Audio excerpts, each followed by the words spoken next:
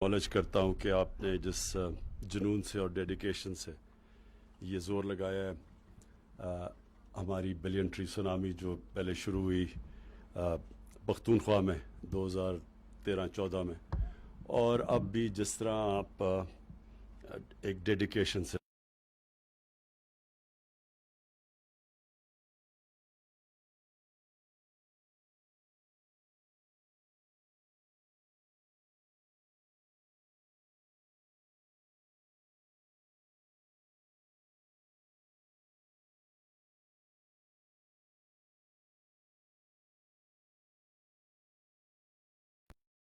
ये जो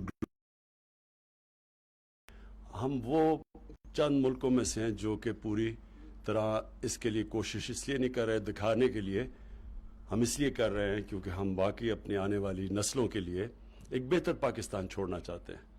और जो इम्पैक्ट है क्लाइमेट चेंज का, वो उसका सबसे बड़ा जो नुकसान होगा वो हमारी आने वाली जनरेशन्स को इसलिए है कि पाकिस्तान बदकिस्मती से वो 10 मुल्कों में से है जो सबसे ज़्यादा मुतासर है क्लाइमेट चेंज से।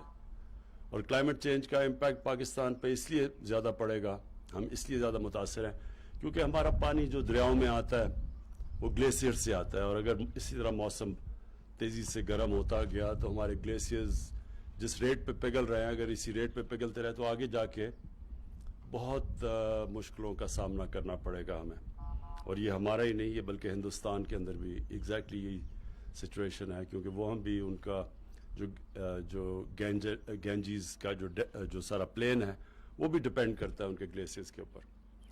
तो ये जो हम कोशिशें कर रहे हैं इससे एक तो क्लाइमेट चेंज के हम इम्पैक्ट को स्लो डाउन या कोशिश करेंगे रिवर्स करने की, और दूसरा फिर वैसे भी अपने आने वाली जनरेशन्स के लिए एक वो पाकिस्तान छोड़ के जाएं जो कि जब मैं बड़ा हो रहा था वो पाकिस्तान जो हमने देखा है।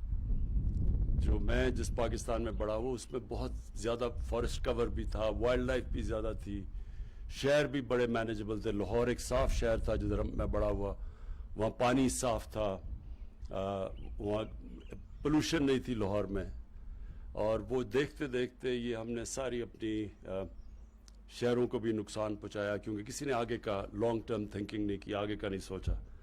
तो अब जिस तरह हमने चाइना के एग्जाम्पल से देखा कि अगर एक कौम फैसला कर ले तो वो ये रिवर्स भी कर सकती है। मैं जब पहली दफ़ा गया था सिंगापुर तो उनका जो मेन दरिया गुजरता है वो बिल्कुल एक सीवरेज का नाला था। वो आज आप उसी दरिया को देखें तो उसमें मछलियाँ भी हैं, साफ़ कर लिया उन्होंने। तो ये रिवर्स भी हो सकता है। ये बिल्कुल ये ज़रूरी नहीं कि हम सारी अपनी एक प्रोसेस अगर एक हम गलत तरफ निकल गए हैं तो हम ठीक नहीं कर सकते। और ये हमारी कोशिश है सारी 10 बिलियन ट्री सुनामी भी, और ये जो हम अपनी पूरी इन्वायरमेंट को, अपने वेटलैंड्स को रिस्टोर करने की कोशिश कर रहे हैं।